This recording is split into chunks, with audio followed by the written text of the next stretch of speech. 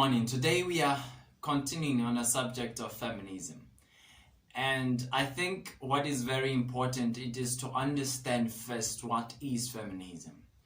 Feminism, it is a term that we usually use in social spaces to refer to people, to an act rather, of standing up for the rights of women for the sake of achieving gender equality. So that has always been the mandate of feminists, to achieve gender equality, because feminists believe that women, for some reason, they are not equal to men, and they attribute such reasons to culture, they attribute such reasons to a background, they attribute such reasons to many things really.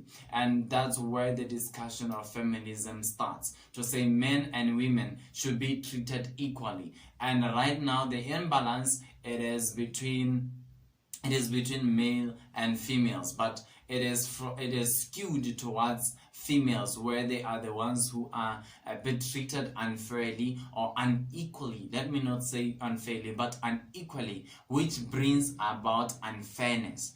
Now, Chimamanda Ngozi Adichie, when she was asked, but at the end of the day, we want equality. Why then go towards women? And she said, I think we have to label the problem. The problem is not just the gender inequality.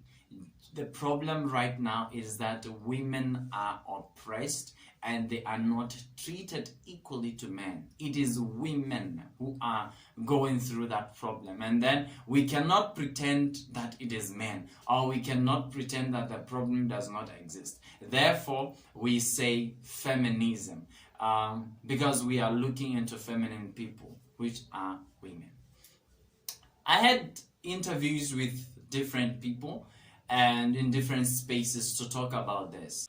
But why are we here, guys? Why are we here? We are here to talk about sensitive issues that people or society does not talk about. If we do not talk about feminism today, who is going to talk about it? Where? If we are not talking about it in our society, then who and where do we expect it to be said?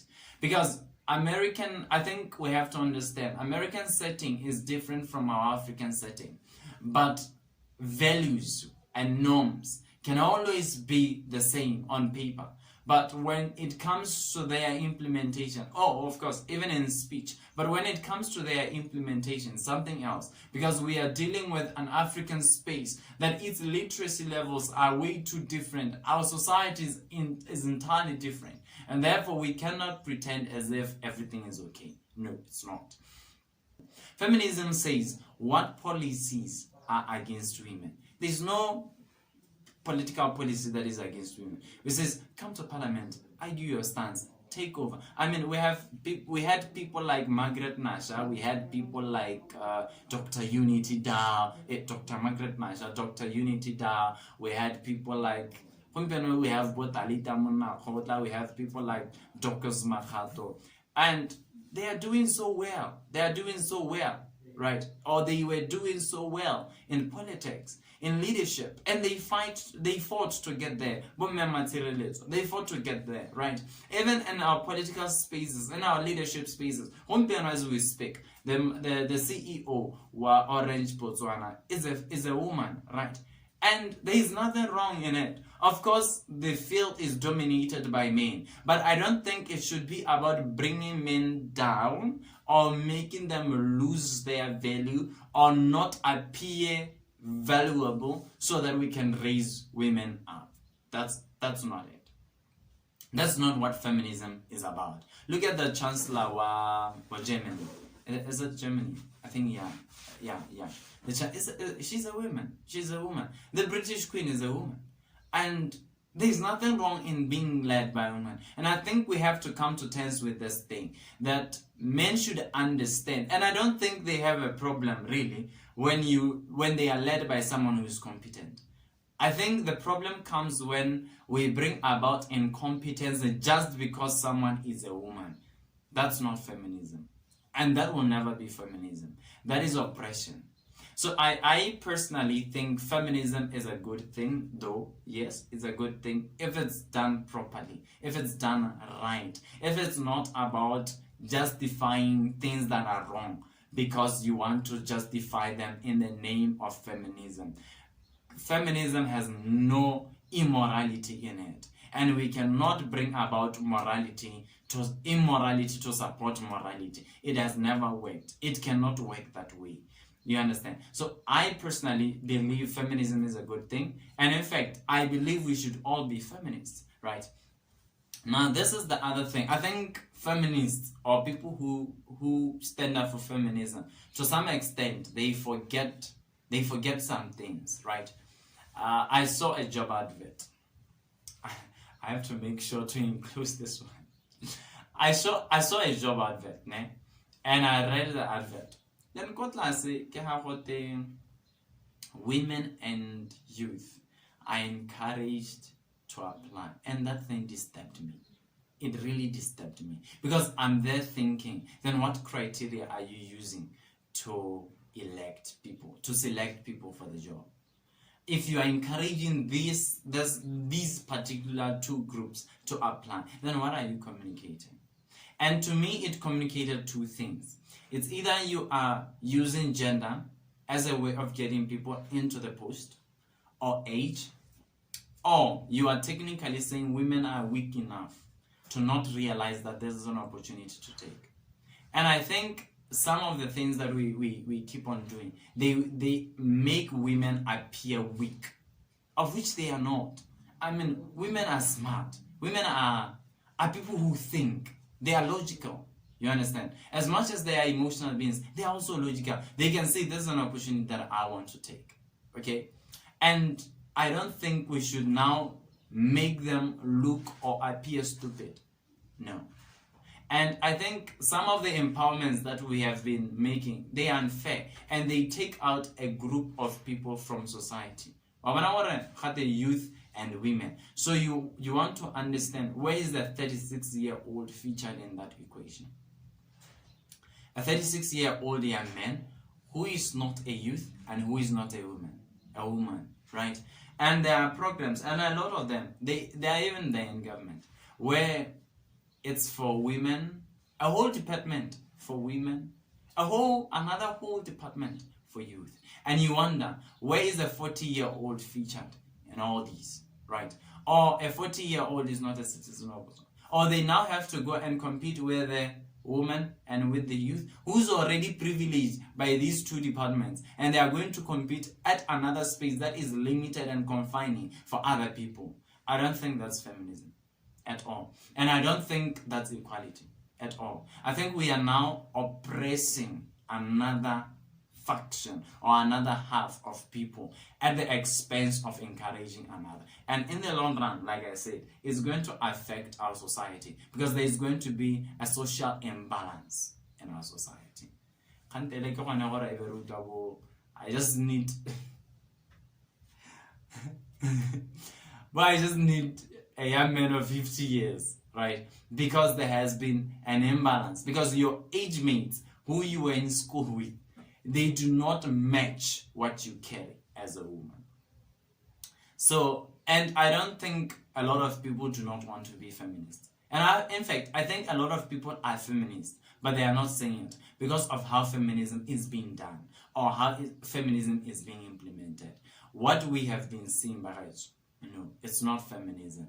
And if I'm to recommend, I would say, let us go and listen to Chimamanda Ngozi Adichie, a Nigerian author that stays in the US and Nigeria, as book on We Should All Be Feminists. Or listen to her speech, her TED Talk speech, We Should All Be Feminists. I think she's one person who comes with a clear vision of what feminism truly is.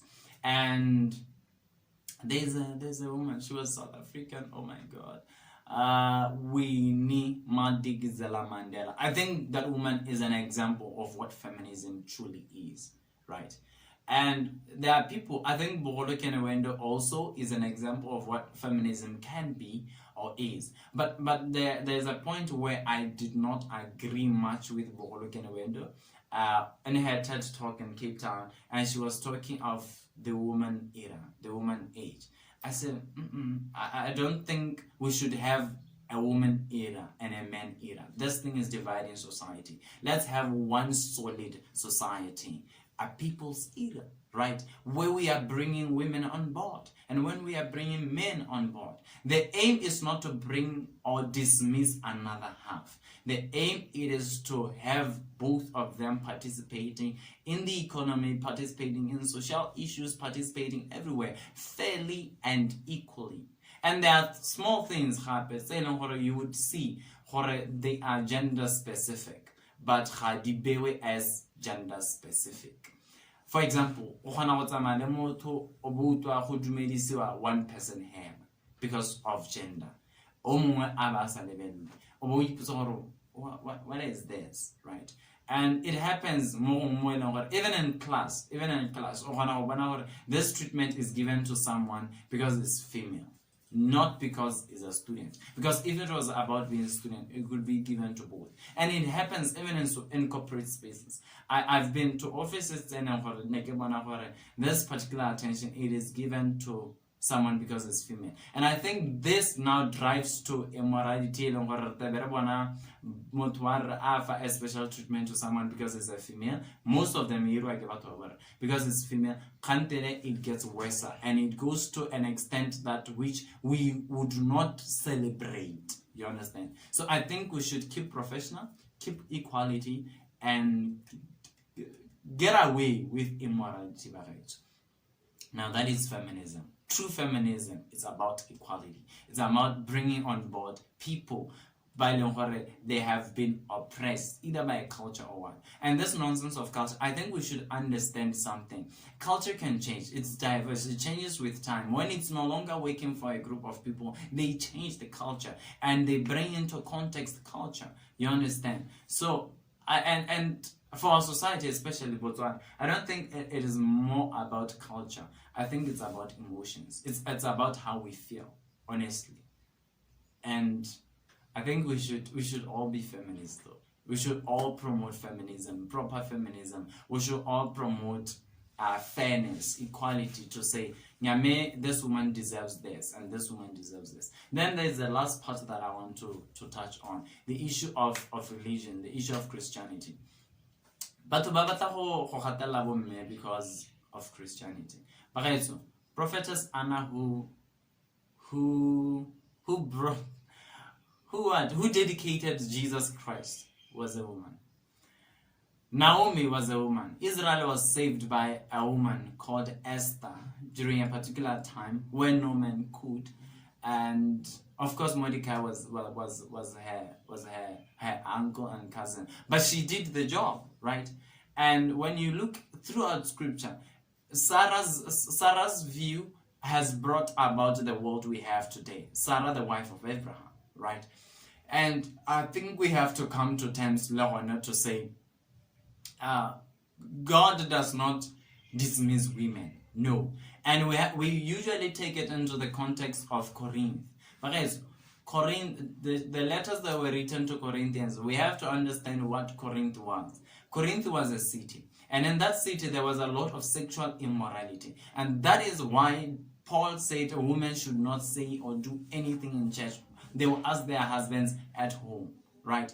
And that is not something that, okay, in scripture, we can say that is not doctrine.